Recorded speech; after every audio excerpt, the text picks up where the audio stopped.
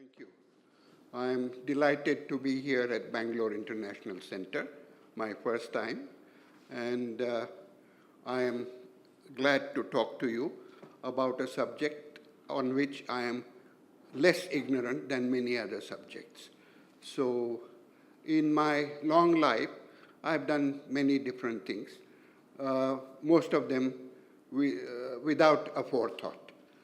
In 1971, when Ravi Mathai, who was then the director of IIMA, offered me a job at the institute.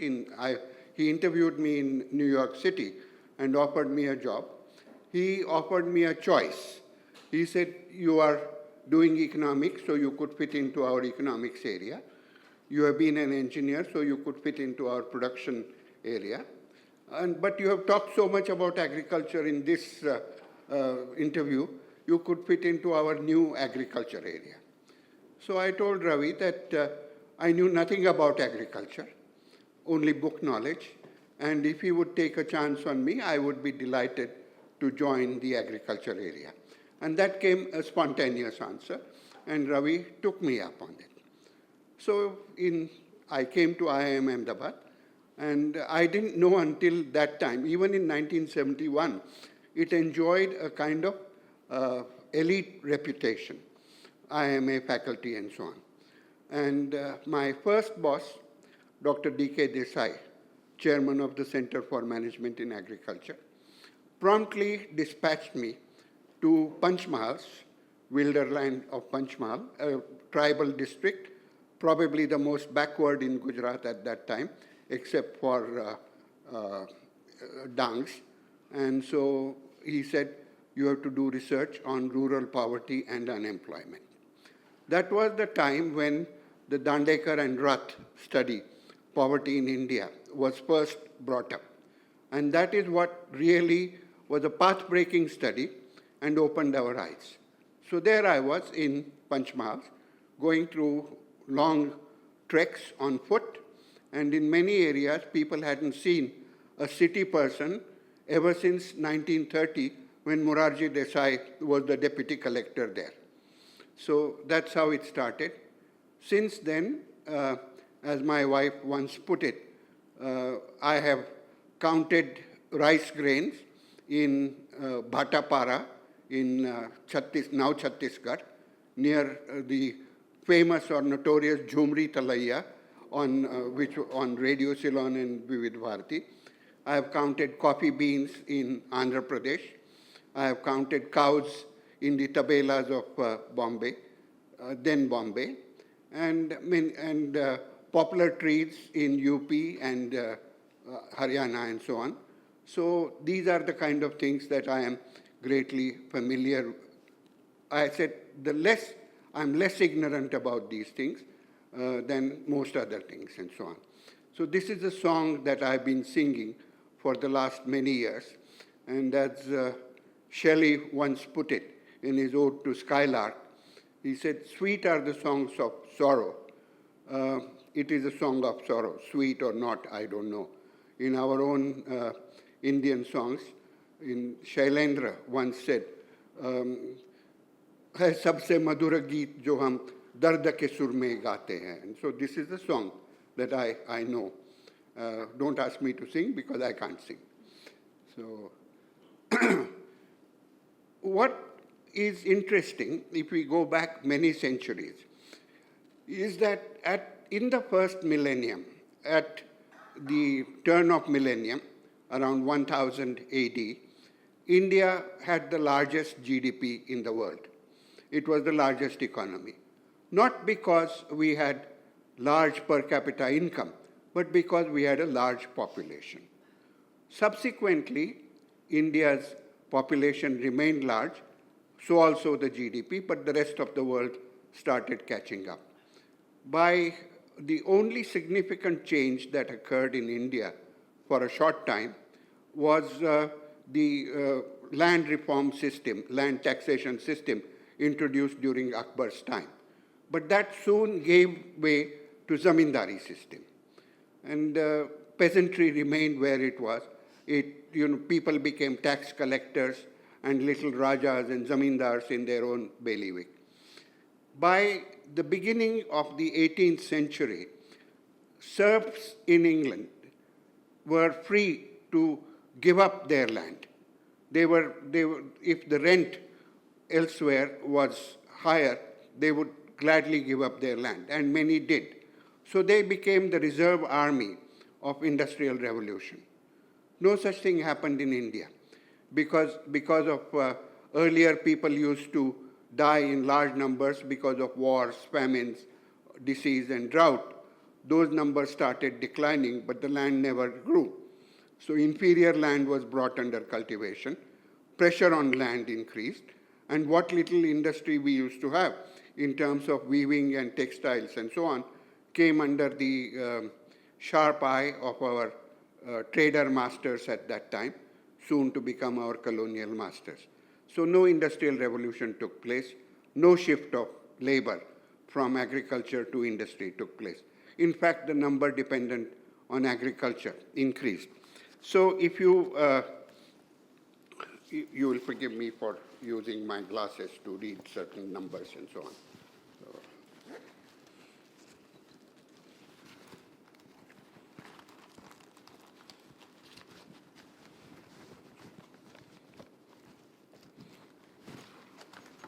Anyway, at the time of independence, our GDP was around, in the current figures, nominal figures, was around $20 billion.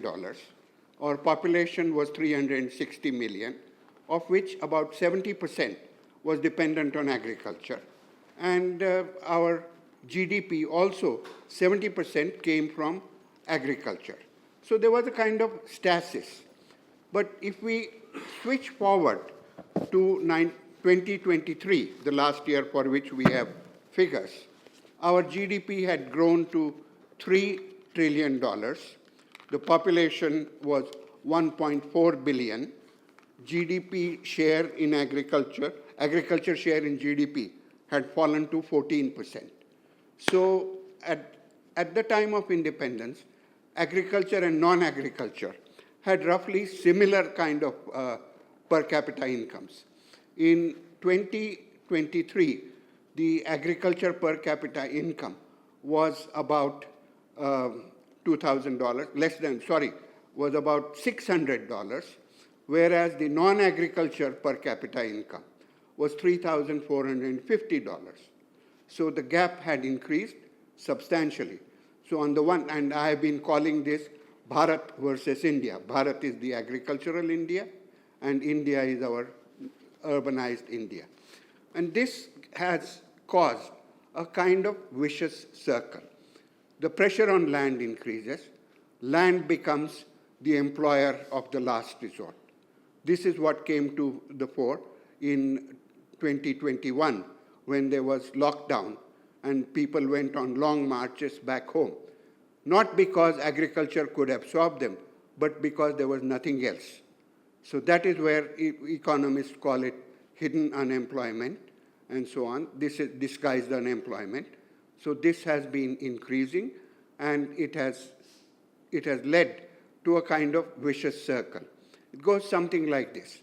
I was born poor, so I will remain poor, and I was born to poor parents, and my children will be poorer.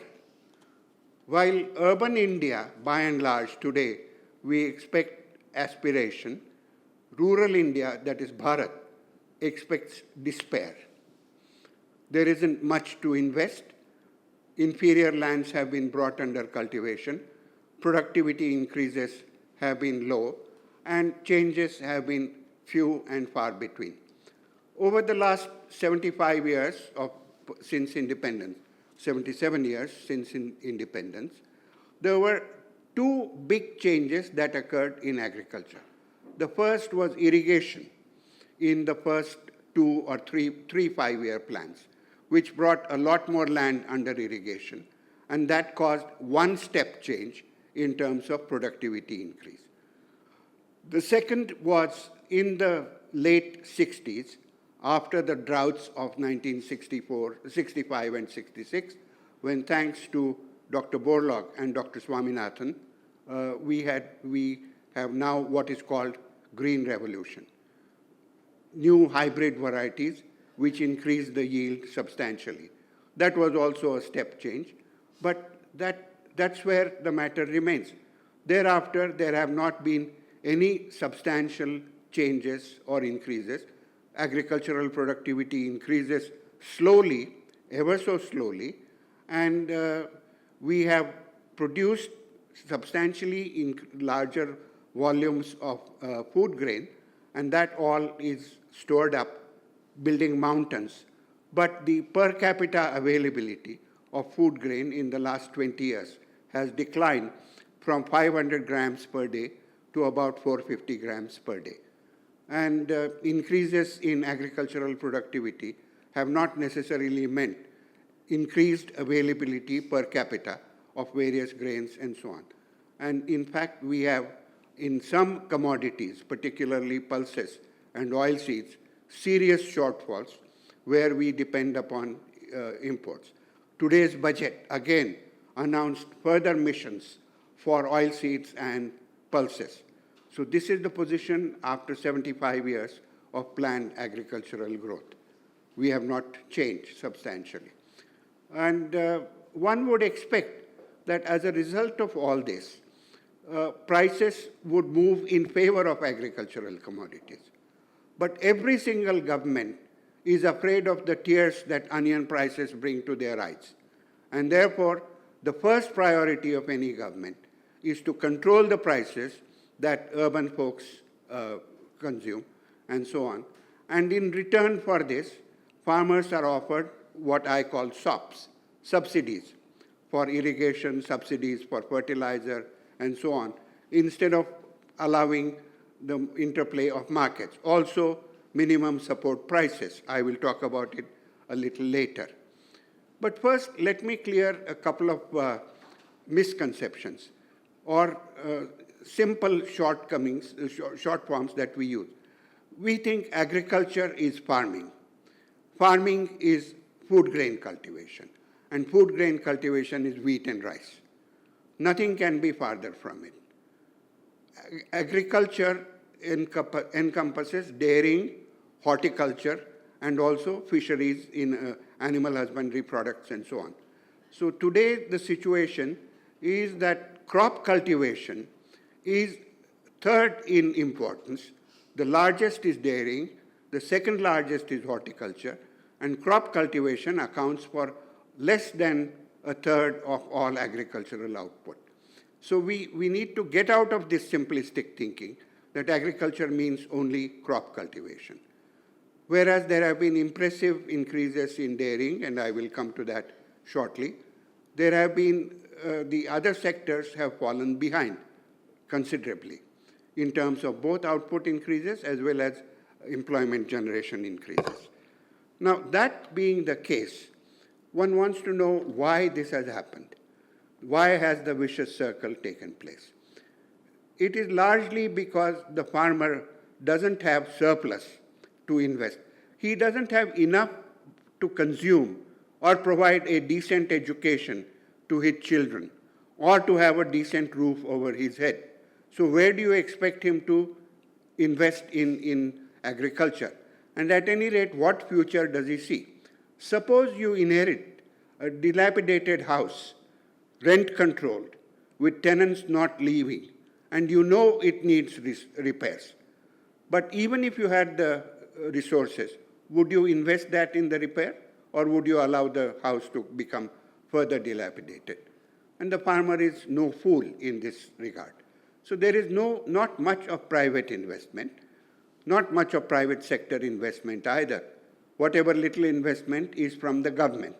And even today, for example, when the finance minister announced additional investment in agriculture, it is nowhere near adequate for the requirements of the agriculture sector.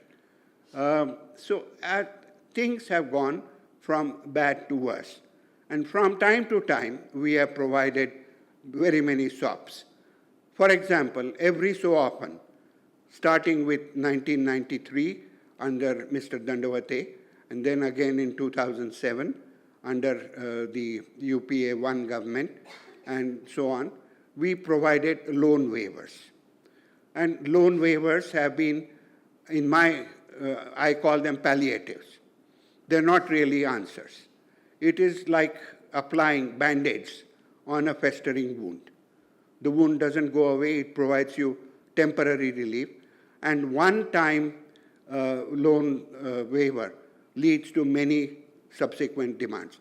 As you will see, that every single state government election, there are demands for loan waivers from various states and so on and so forth, and that is a never-ending situation, because the farmers' indebtedness is something that has become a stable feature of our economy. And this is what causes the vicious circle to multiply further and further. So this is where we are at as of today. We find that MSPs don't bring relief, whichever formula that you use. At any rate, MSPs cover only a small part, even though the finance minister says that MSPs are now offered for 50% of the crop. In effect, MSPs apply only to two major crops, that is rice and wheat. MSPs have also played a disequilibrating role in terms of natural resource allocation. Where we should not be growing paddy, in Punjab and Haryana, we grow paddy in large quantities, using up water resources, whether it is surface water or groundwater. And groundwater has been depleting over periods of time. We build up mountains of rice. We export rice. 1 ton of rice requires 5,000 tons of water, or between 3,000 and 5,000 tons. I use 5,000 to dramatize the impact. So when we export rice, we are exporting precious water, which we don't have enough, and I will come to that again at the end of this talk, that we are running out of water, and so on. So questionable, we take great pride in having achieved larger and larger export volumes. We export sugar. Sugar also is a water-guzzling crop. Sugarcane is a water-guzzling crop. Many areas which should not be growing sugarcane or paddy, they grow these things. Particularly in Maharashtra, for example, where there is what they call historic water. It is under the Deccan Trap, which cannot be renewed. Elsewhere, water percolates and seeps, and groundwater table is refreshed. But this water does not get renewed, and we have pumped it out to grow sugarcane. So we are drinking up, literally, drinking up the waters meant for our children and grandchildren and so on. For what purpose, we don't know. And then we offer farmers, as I said, all these shops. Where do we go from here? There are some success stories. One of those I have been fortunate in being associated with, and that is dairying. A remarkable thinker, Dr. Kurian, and a remarkable political leader, Tribhuvandas Patel, who was a colleague of Sardar Vallabhbhai Patel, came together to strike a synergistic balance between micro-scale dairy production and large-scale dairy processing. And eventually that led to a nationwide marketing network. That is something that is unique, and that has pushed us to the forefront of the dairying nations in the world. We are now the largest producer of milk, and we have left behind countries like New Zealand and the United States. But that also has come at some cost, in the sense that from time to time we have to look for markets for our own surplus milk powder and so on, which is the case right now. But that has caused certain amount of changes. It has brought about gender equality in agriculture, because women look after the cattle and they have a say in managing the household. The farmer derives income from dairying, cash income from dairying. So for that part, he becomes a risk taker. Otherwise, the farmers are completely risk averse, and therefore they are averse to any kind of change and so on. So we find that here there is a change. Elsewhere, when change is introduced in agriculture, we find that the farmers themselves become resistant to change. They are always dependent on Mai Baap Sarkar. That is what we find. So they go back, and there is a song in a movie called Dil Ek Mandir, and that describes it very well. It says, पंछी को छुड़ाकर घर अपना तुम इस पिंजरे में ले आए, जब ये पिंजरा मन भाया तुम कहते हो कि आज़ाद रहो, जब इस पिंजरे से प्यार हुआ हम पिंजरा कैसे छोड़े. So that is how our farmers behave, that they want the support of otherwise exploitative relationships. I am not saying that we must do corporate farming, far from it. I am saying that the restrictions that APMC imposes, some of those are quite non-productive. And even minimum efforts to modernize there have not been accepted. The government introduced 3 laws. Some of those, many features of those laws were acceptable, not just acceptable, were good. But under tremendous pressure, it had to beat a hasty retreat and withdraw those laws. Even today, that distress is expressed in terms of those farm laws. And you see that people have been camping outside Delhi. But that is not the true representation of farmers. You find that states like Madhya Pradesh, which have very large farming population, much larger than Punjab and Haryana put together, farmers there accept whatever is offered to them. And that is because Shivraj Singh Chauhan has been an exceptional chief minister. He did something for agriculture, confined only to Madhya Pradesh, but Madhya Pradesh has been in the forefront of agricultural growth and diversification. Let us hope that as the minister in charge, now he does something better.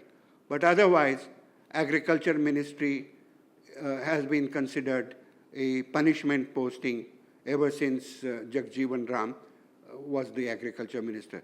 Sharad Pawar also wanted to be defense minister, if not prime minister, but he remained content, had to remain content with agriculture minister in UPA. I don't think Sharad Pawar did very much by way of agriculture, except for his own interest group. So we find that agriculture has become nobody's child. Rural India remains orphaned. And as I said, there are some little islands of change. One of those I mentioned dairying. Another one was something that I witnessed I was part of the program also. Wimco, which was a match company, ran out of matchwood supplies. So Wimco, under the visionary leadership of its managing director, who became later my very good friend, and I was a consultant to him, introduced popular cultivation against the advice of FAO. FAO said poplars will not grow in India. But Wimco demonstrated that poplars grew, not only grew, but grew well. And they introduced the concept of 3-dimensional farming. Poplars take 8 years to mature. For the first 5 years, there is no shade, and you can take any crop that you want in the poplar field. And the last 3 years, you take a shade-loving plant, for which we worked out a scheme whereby banks offered finance, and Wimco had its own extension team. And none of this was free. None of these was subsidized. It was a straight commercial transaction, but the response was phenomenal. Once in the hot summer, I was talking to a farmer and playing devil's advocate. So I asked him, "आप popular की खेती क्यों करते हैं?" So he gave me many different answers and so on, and I kept on asking him more and more questions. Finally he said, मैं बताऊं साहब 100 बात की एक बात, पॉपुलर की खेती में पॉपुलर में बड़ा सकून मिलता है. Now sakun is a term that is difficult to translate. Sakun is a sense of contentment, sense of comfort. And he was not talking about the cool breeze blowing in the poplar farm, hardly any. He was talking about the security that he experienced of guaranteed income at the end of 8 years. Until then, whatever loan installments he was getting were also adding to his income. And so he took to poplar field. Wimco is long gone. Swedish Match is no longer active in India. But poplars are still being grown in UP, Haryana, Punjab, and so on. And there is a thriving trade in poplars as plywood raw material. And it's one of the major success stories. Another one I would like to tell you is coffee cultivation near Visakhapatnam in the Araku Valley in Andhra Pradesh. So a program was launched many years ago under Tribal Development Program, but nothing much came of it, and coffee plants were abandoned. In 1995, 96, 97, in 2005, the NGO started by Anji Reddy, so on, started a drinking water program in the area. And then they soon discovered that there were coffee plants. And they decided to rejuvenate that program. They brought in more saplings, they brought in coffee drying facilities and so on. And very soon, coffee was being again grown. Coffee beans, which used to sell earlier at less than 20 rupees a kilo, started selling at 80 rupees a kilo. And that became a major success story. The world organic, it was given an organic status, and it started getting exported to Europe. Even today, it is exported to Europe, and it enjoys premium pricing. I was there when the first annual general meeting of Coffee Growers Association was held in Araku Valley. Araku is a town on the Chennai-Calcutta highway, a stop for buses and so on, and a scenic location where many Telugu films were shot. So this first AGM was held.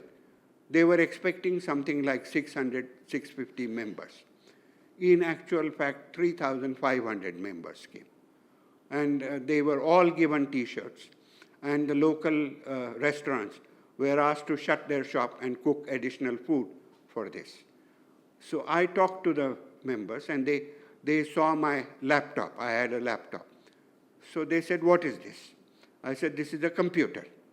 And I was speaking through an interpreter, but I could understand a little bit of Telugu.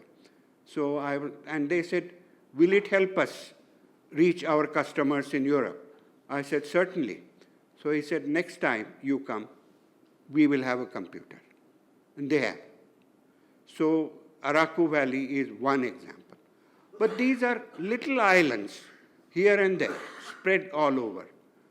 They are islands of excellence, islands of change, but submerged or surrounded by a sea of misery. What we need to do is that these islands need to be converted into atolls. Then they become a cluster for change. Whether that happens or not is something that I don't know. When we convert the farmer who is today utterly risk-averse into a little bit of risk-seeking entrepreneur, that is when change will begin to take place. That is not happening today.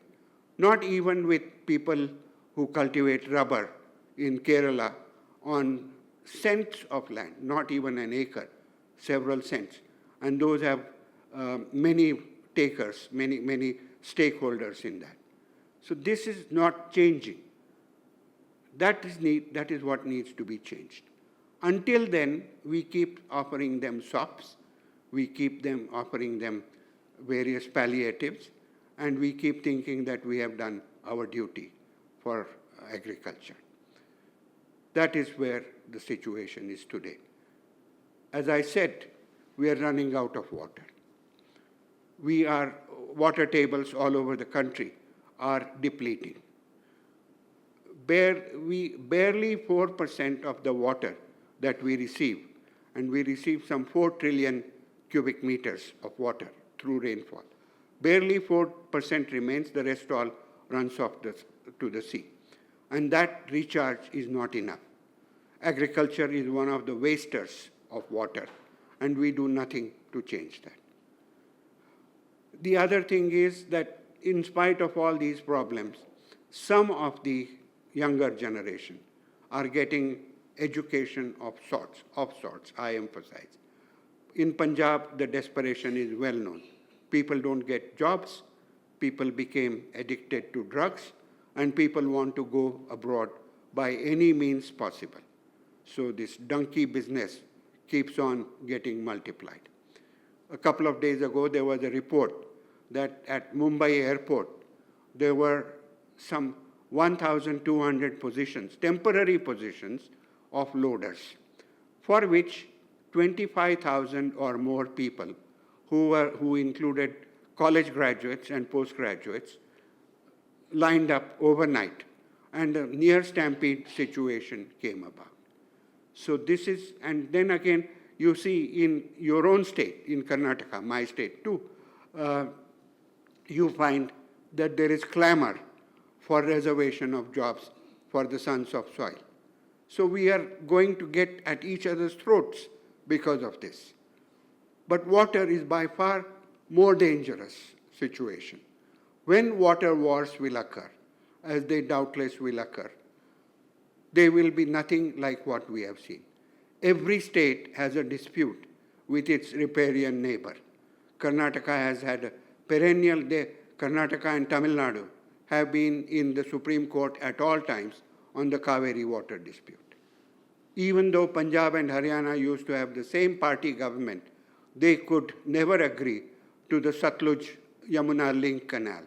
Nobody wants to give water. Himachal recently refused to give water to Delhi because that is our water.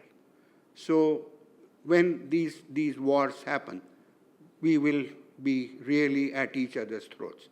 Not only between states, but also within a region. People now say in the hinterland of Mumbai, why should our water go to Mumbai? It is our water from Thane district or Palghar district that should remain with us. We need it, and so on. So these are the two major frightening kind of scenarios that I see, which will, in a sense, worsen the situation, not necessarily improve in the near future. So despair prevails, but we need to work. We need to take this seriously. We don't need more schemes, more financial announcements, and so on. Repackaging of the old programs, what I call tried, trusted, and failed programs under different names.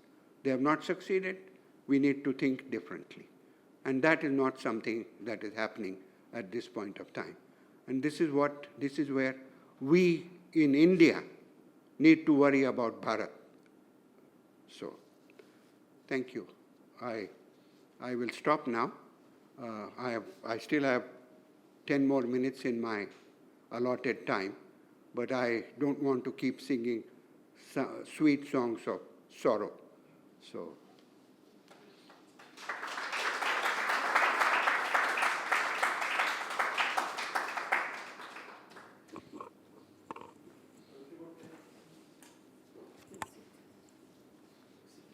It's okay. It's okay.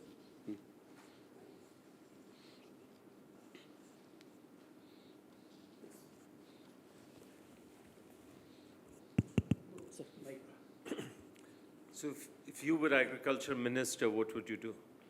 If I were agriculture minister, I would resign.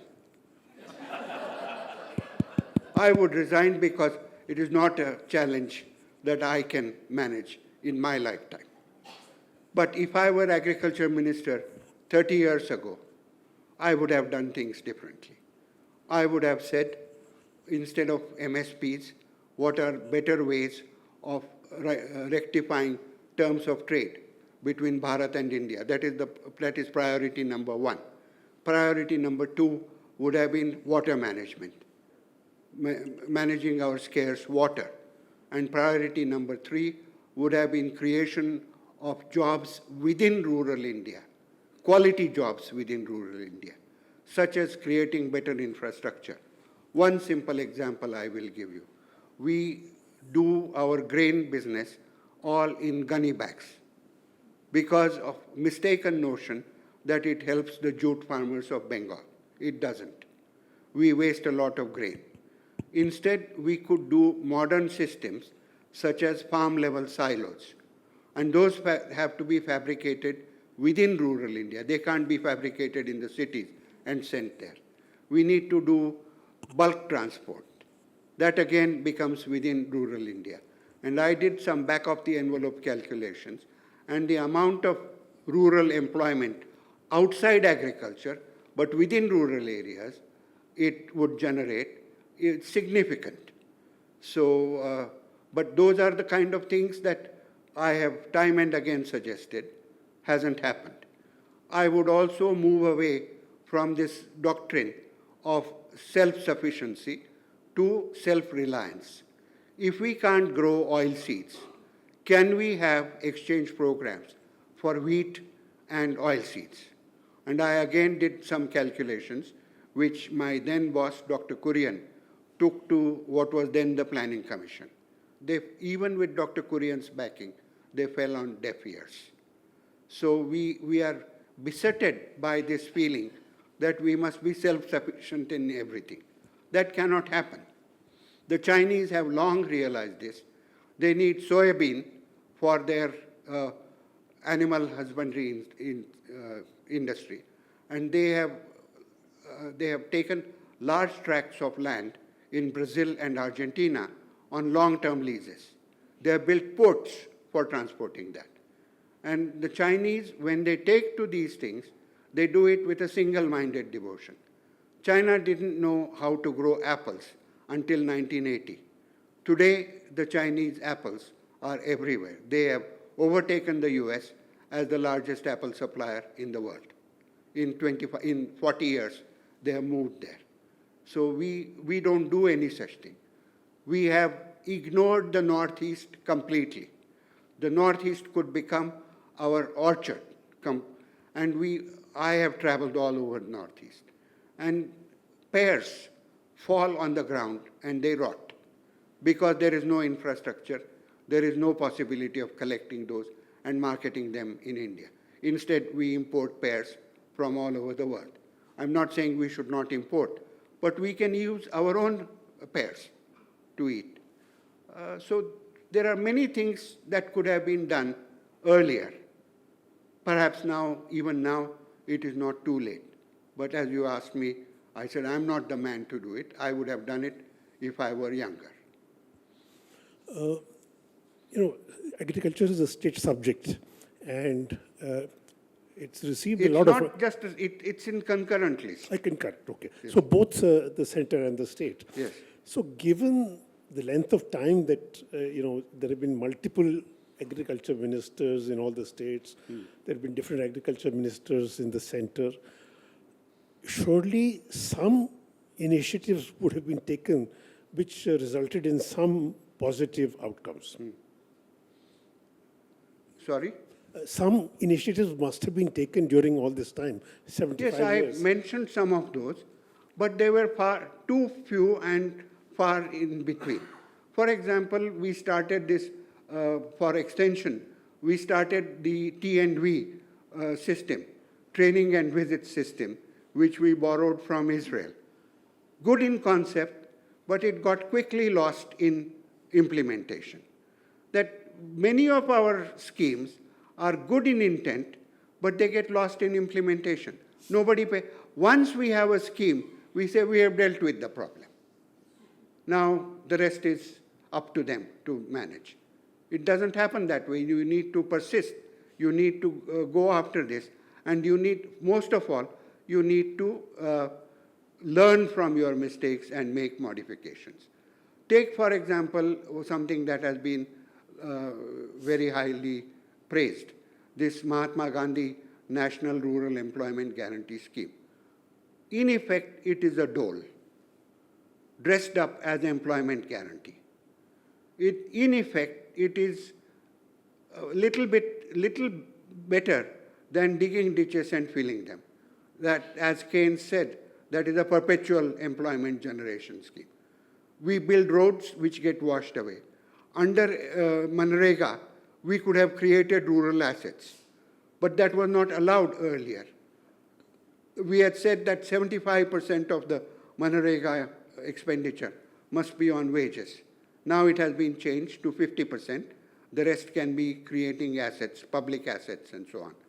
Now, if that kind of clarity existed earlier, it would have, Manrega wouldn't be the kind of sort of last resort scheme that it is today.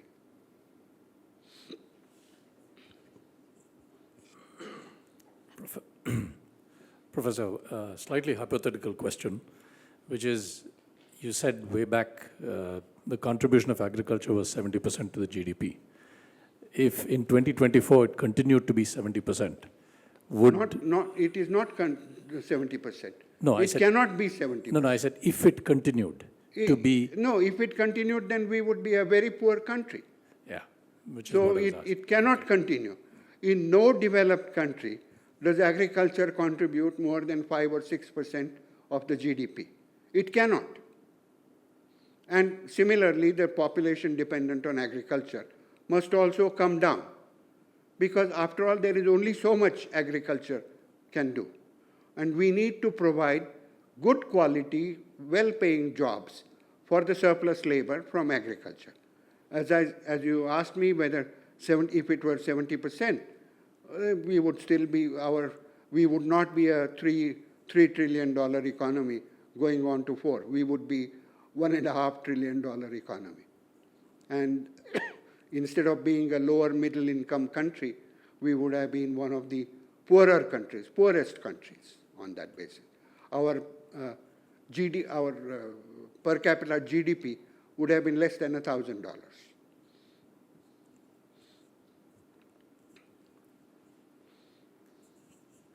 Thank you. You touched upon a number of aspects of agriculture development. One important issue was the land reforms. Immediately after independence, the dream was that land should go to the actual tiller of the soil. Yes. But it never happened. It remained a distant dream, except probably in the state of Kerala and West Bengal, which enacted some sort of a land reforms. Yes.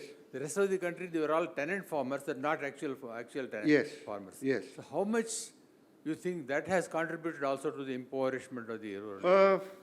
Not as much as we think, because even in Bengal and Kerala, rural problems remain substantially. They are better because Kerala has a better social infrastructure, and therefore you don't feel the burden of those problems. But Bengal doesn't even have that. And the rural misery in Bengal is as great as it is elsewhere in the country. So to think that land reform alone would have changed is not quite correct. The other unfortunate consequence of land reform was that land kept on getting subdivided. So at independence, we had 3 hectares roughly per household as cultivable land. It is now less than 1.25 hectares. So this atomization of agricultural holdings doesn't really help in terms of increasing productivity. Do you then advocate that land reforms is not really the right solution? No, I didn't say that land reform should not be done. But we should not look at land reform as the only solution. No, I'm not saying only a solution, but it should be an integral part of Yeah, the but whole. we need to have, along with land reform, something called consolidation of holdings, smaller holdings into larger holdings, and so on. Otherwise, even things like partial mechanization of farming becomes impossible. A lot of land is wasted in bunds and so on between farms and so on. Thank you. Hi, I have two questions. Number one is, now there is a growing consensus of understanding that the Green Revolution didn't really wasn't really conducive for the environment or the kind of produce that. I can't quite hear you. Just hold the mic a little further. Okay. Yeah. Am I audible now? Yes. Yeah. So I have two questions. First is that there is a growing consensus of understanding that the Green Revolution created a lot of negative impact on the environment as compared to the production it yielded. And if anything, we are seeing a lower production per acre because of the way the fertilizers and the seeds were also used. I would like to know what you think about it. And the second question is, you touched upon the recent farm laws, and I would like to know how do we stand based on your experience, the criticism as the good parts of it. Thank you. The first part is, you're right, absolutely right, and that is where I fault the extension system. We didn't educate the farmers. We promoted the use of urea as a fertilizer.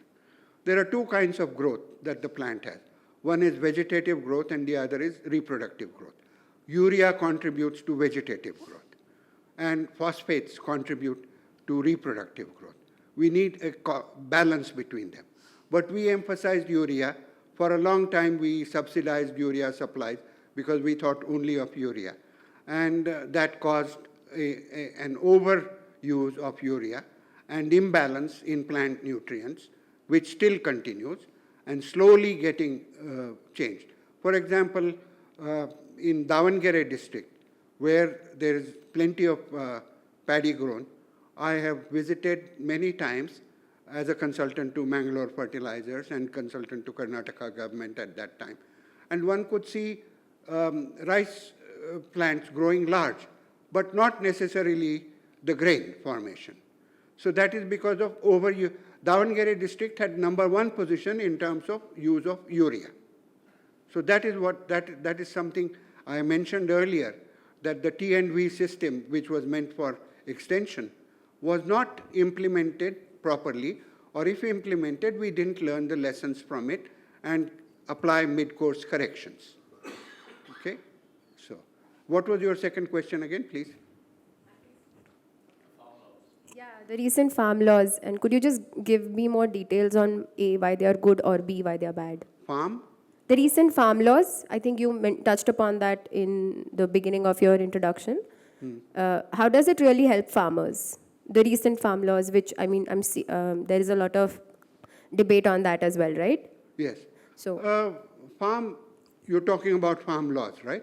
Yeah, I don't talk about the corporate farming part, but in terms of contract farming, for example, on certain crops, that helps the farmer and the processor. It ensures supplies to the processor at inadequate quantities. Otherwise, we have what I call the famine or feast syndrome. If there is a substantial crop, the farmer wants to sell it to the processor for whatever price. But if the crop fails, the farmer will not sell it. He will sell, for example, tomatoes.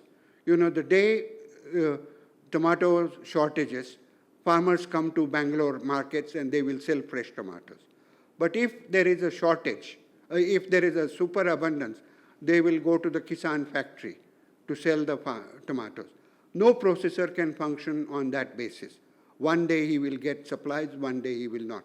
So a mutually beneficial contract farming system could help. And that is how it works in seed industry.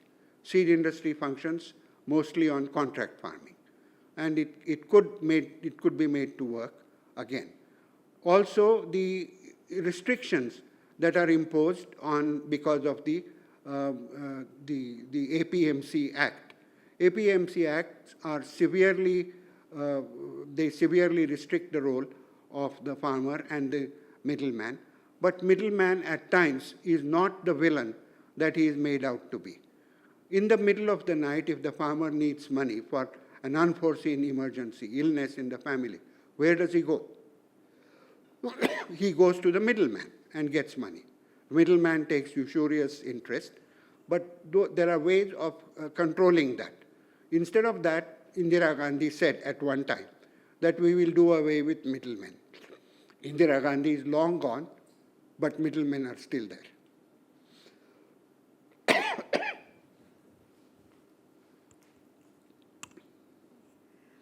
Hi, sir. My question is that besides production-related constraints and policies, does the consumption sector also sort of add to the misery of the agricultural sector? So consumer policies like the public distribution system or the rising consumption of fast food in India, does that add to the misery to Not really. It adds to farmers' misery mainly because the government at all times wants to keep the prices of grains and vegetables and horticultural products under control because it cannot afford to antagonize the urban consumer. In effect, what it does is to subsidize the industrial employers. Because of low prices, wages can be kept low. So the farmer actually subsidizes the industrial sector. So that is where it is. The consumerism does not really necessarily add to it, but pandering to the consumer's requirements at low prices is something that adds to rural misery.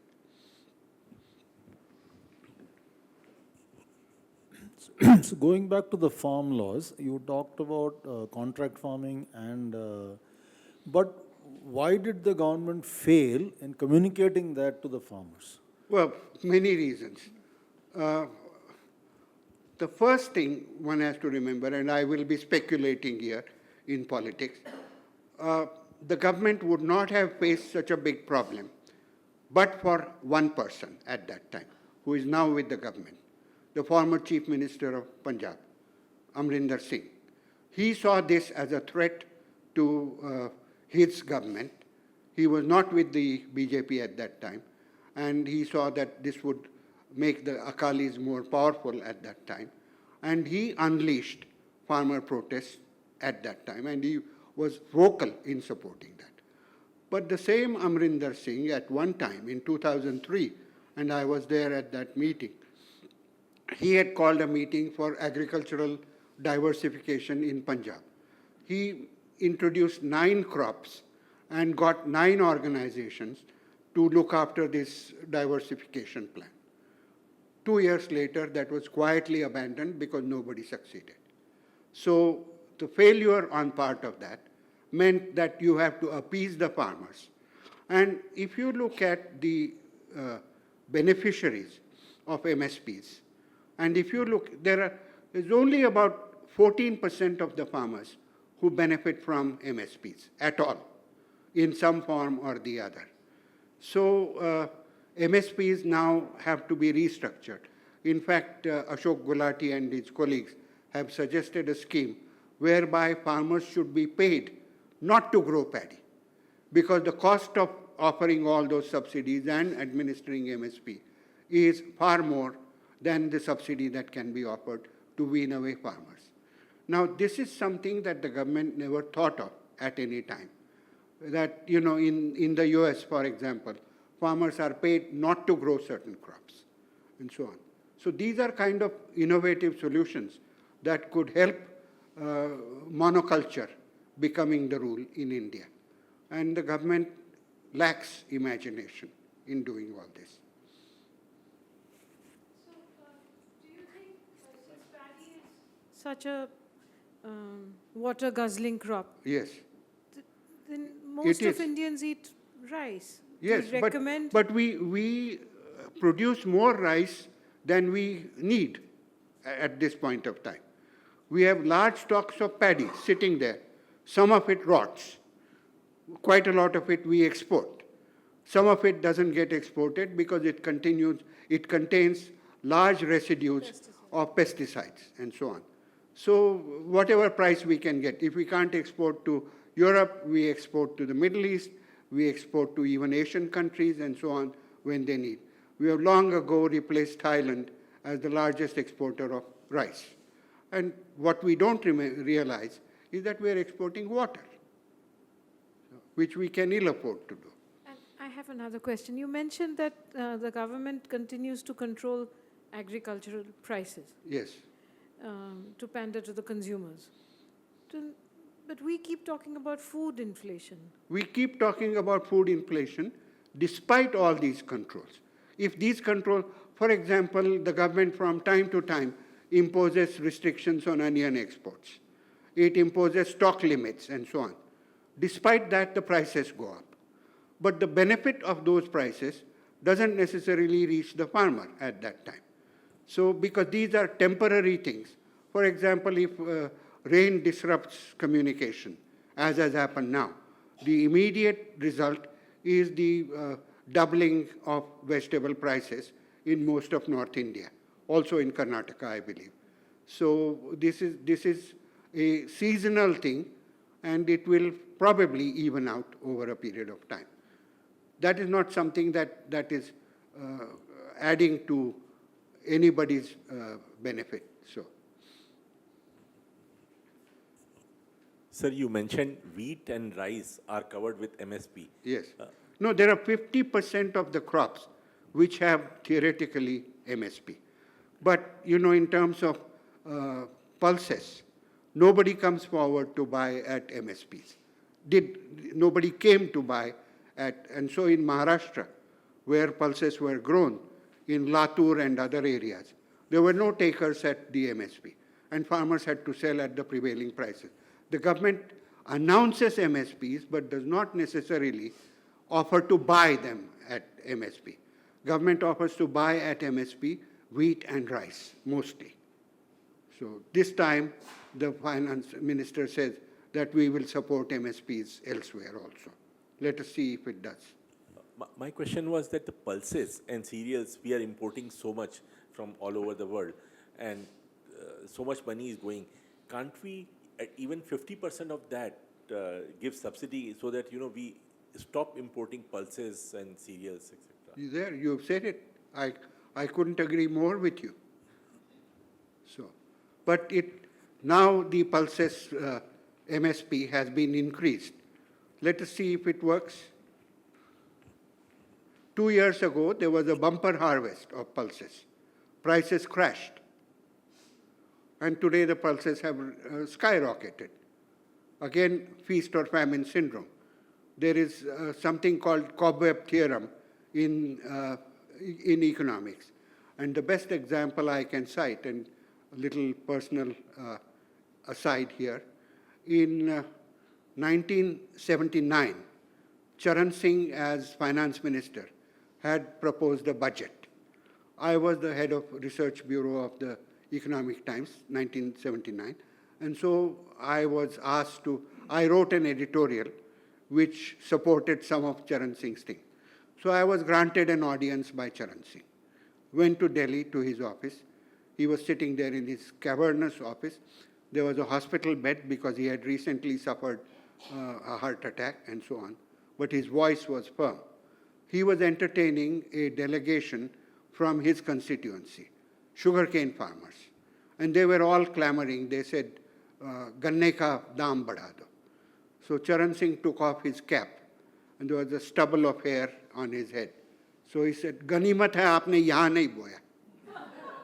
So because the prices went up, they cultivated excessive areas under sugarcane, prices crashed. So next year, there will be lower acreage on sugarcane. So this goes on like a cobweb. And cobweb theorem is one of the, unfortunately, one of the lasting realities of economic life. So how do other countries face this problem of cobweb? You know, the same problem. But their agriculture is not that important. And in China, I don't know how they have managed it, but strict administration of prices and so on. And so China now manages its agricultural economy.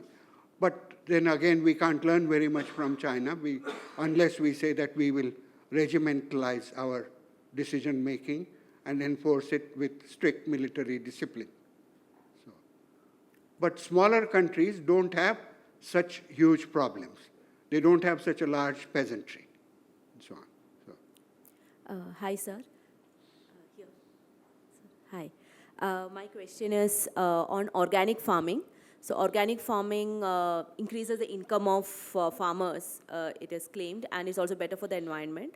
So one question is that, in your opinion, does organic farming really increase the income of farmers?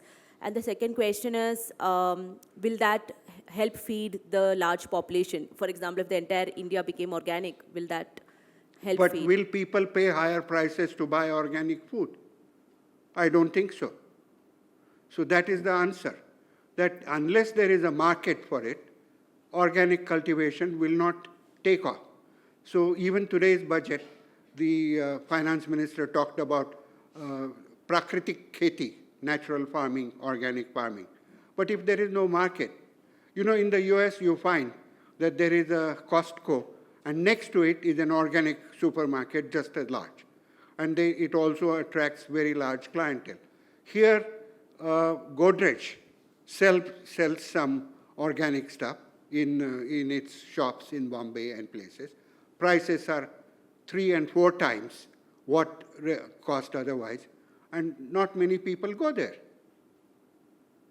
So unless the market supports, how will we popularize organic farming?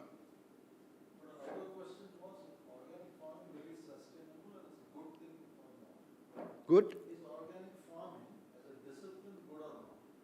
Does it help the farmers? As a natural thing, going back to nature, etc., I must say it is good. But it doesn't make sense to the farmer because he doesn't gain from it. And if he doesn't gain from it, he will not do it. Doesn't he gain from it because the volumes don't come, or because he actually doesn't earn higher per whatever? Because there is not much demand for that price. Okay.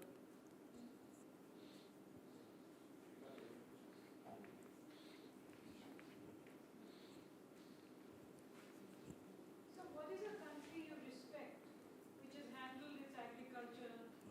Not many. But still, one example. China. No, other than China. Other than China, nobody is in our league. Brazil has long struggled with its agriculture. So has Argentina, even though they are large producers of wheat and soybean and so on. But they have struggled with their problems. So the US has a very strict system of controlling prices and paying farmers not to grow certain things and so on. But the US purchasing power is so much higher that farmers can be supported through high prices in the supermarkets for their produce. That luxury we don't have. Hi, thank you for this talk. I have 2 questions. What is your view on state-supported initiatives, such as in Orissa? I can't hear. Can you hear me now? Am I audible? Yeah. Okay. I have 2 questions. What are your views on state-supported initiatives? Like in Orissa, they have the Orissa Millet Mission. Andhra Pradesh has been experimenting with that Yes. zero-budget community Yes. natural farming. Yes. So what are your views on that? And the second question, what is your long-term view on rural distress or rural progress in India? Well, both the examples that you mentioned, Orissa and Andhra Pradesh, these are the Rayata Bandhu scheme and so on. These are steps, baby steps, towards universal basic income, UBI, a concept that is being increasingly accepted, that regardless of what you are, as a citizen of the country, you are supposed to get certain amount. Now this Kisan Samman Nidhi that the central government implements, that is also a step in that direction. I don't know how long it will, we can continue to support it, but that is something that is meant to be more than just a palliative, which I hope works. As far as rural distress is concerned, I don't see, at least in my lifetime, much difference that is happening. I told you the reasons for it, because I see these wars on water, wars on jobs, and beggar thy neighbor is the policy that most states, most regions will adopt in case of a crisis, as has happened with water already. You set up the IRMA at Yes. Anand, Yes. and I assume that it was intended to produce people with management skills in the rural area, rural management, addressing issues of the type that we've been discussing today. Our mandate was really to supply managerial personnel, trained managerial personnel for the various enterprises that were started in rural India. And initial years at least, we fulfilled that objective. Even today, for example, the large managerial staff of the country's largest agriculture enterprise, Gujarat Cooperative Milk Marketing Federation, it consists of IRMA alumni. They also went to various states, including Kerala Fisheries Foundation, and so on and so forth. So, but then there were not enough takers for these graduates, and gradually they had to go to other areas as well. So that is something that needs to be looked into, because there were not enough farm companies taking care of it. Ideally, we should have had large number of producer companies for farmers, which has not happened. There are some, but not enough. If they had happened, then we would have had much more by way of, what shall I say, economic justification for farm reforms and so on. That has not happened.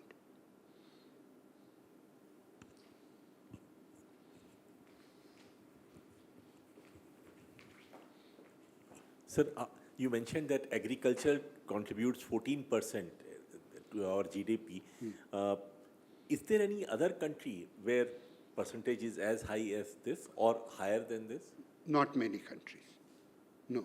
Perhaps Pakistan, perhaps Bangladesh, but not other countries. So. What about countries like Denmark and Sweden, Oh, Norway? they are in single digit, low single digits. So, what else contributes to their GDP? Services? Their services, manufacturing.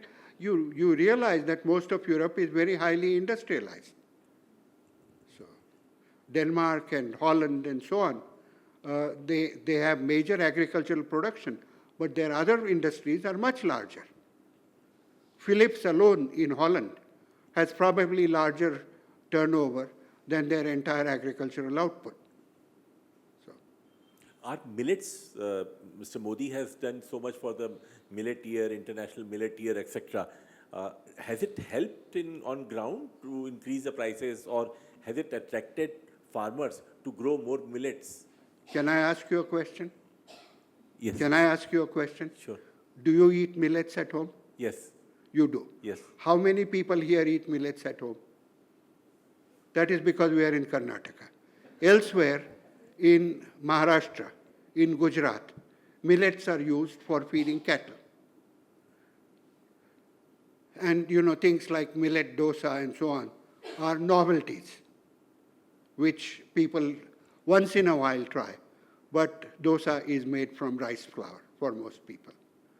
So we will, giving it fancy names, calling it Sri Anna, doesn't necessarily mean that consumer acceptance is guaranteed. It's something, okay, fine, we will try it. But that is not my everyday meal. So, elsewhere, it is superior cereals like wheat and rice. And in rice, white rice, polished rice, is what we consume, not even brown rice.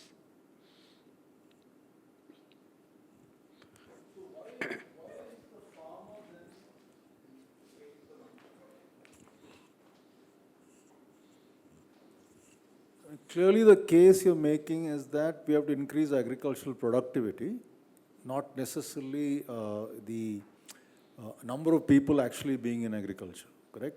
And if there's surplus labor, we should be able to absorb that in the industry. Yes. That's one case.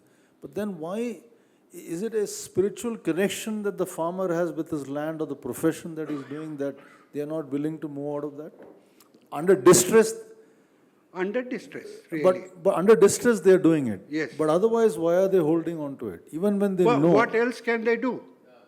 No, that's What why- else can they do? No, I talked to you about Ravi Mathai. Right. After he stepped down as director, he started a rural development program.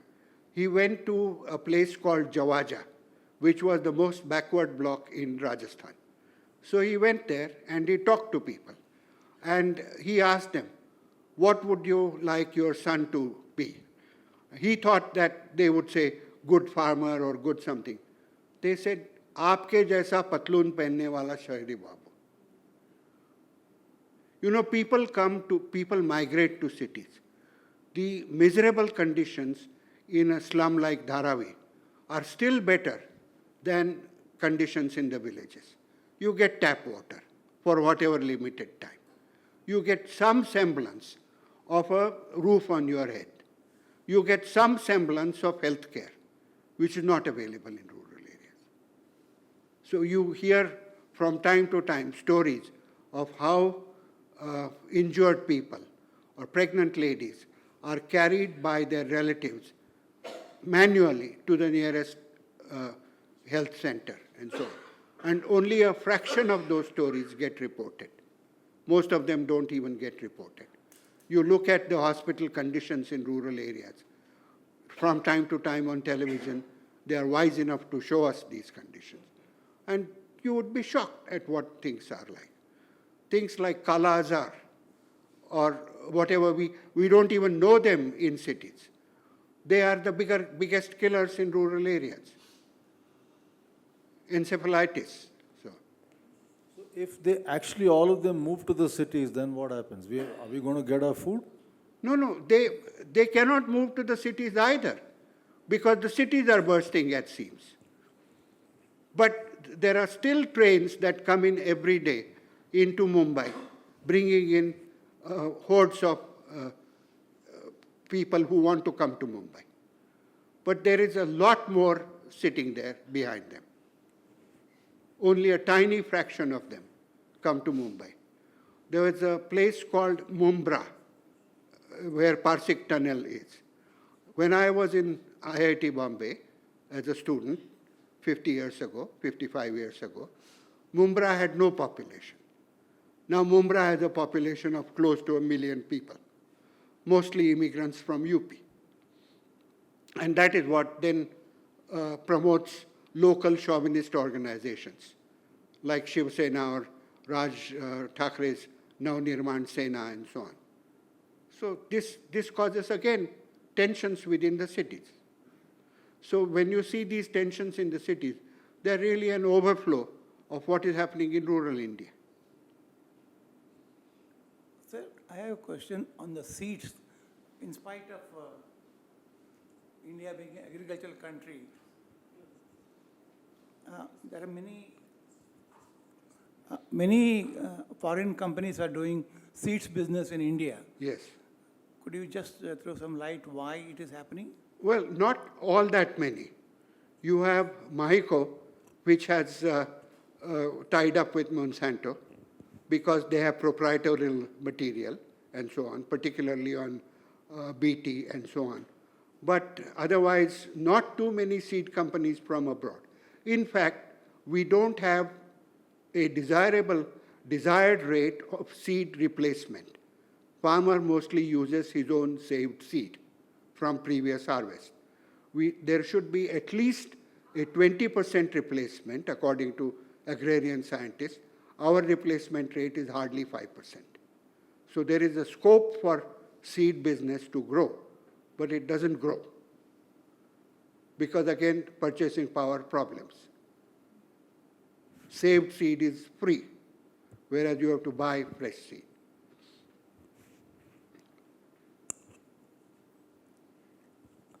Thank you, Dr. Samrani, for being here.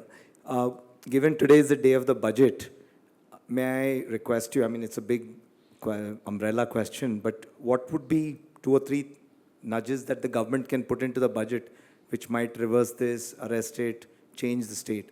Well, actually, the finance minister started off with agriculture as the first priority. She called it Annadata. Again, I think there is a little bit of hypocrisy in calling such names. We should be straightforward.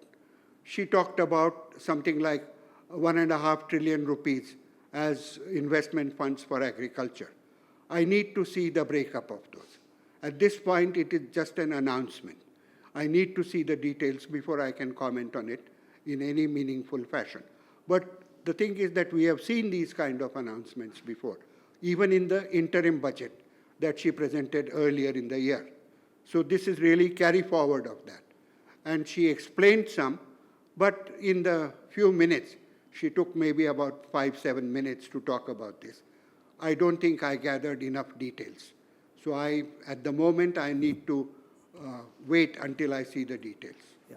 But more than the outlay, I was thinking of what could be a policy direction that they could She guide talked us about MSPs to cover 50% of the crops, MSP being cost plus 50% and so on. These are again things which the government has announced its support from earlier. She talked about subsidies for fertilizers other than urea and so on. So we will again have to see what is the impact, what kind of things come up. She talked about new varieties, which would be climate resistant, climate change resistant, and more productive. Again, we will need to see. The biggest thing that I gathered was that she has, for the first time, announced increased support for agricultural research, which was missing earlier. So that is a positive development. Again, I say much of it is in details. So.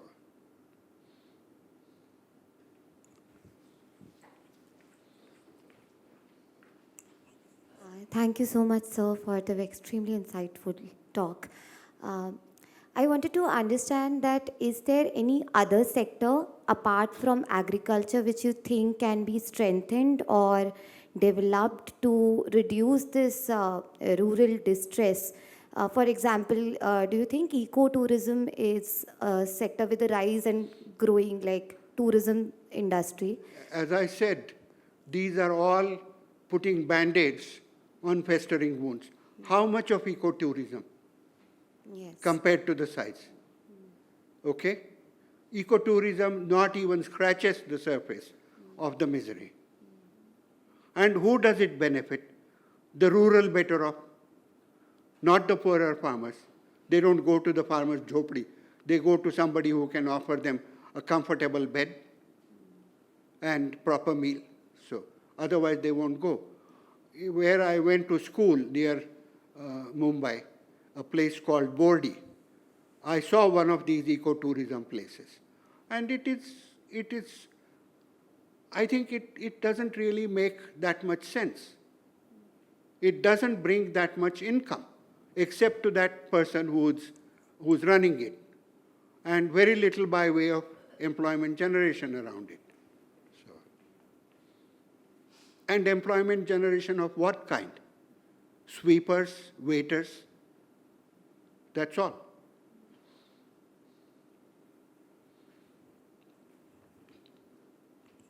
On behalf of PIC, I would like to thank Professor Sambrani for being here with us tonight. Thank you, audience, for your time and interest. Have a pleasant evening. Thank you.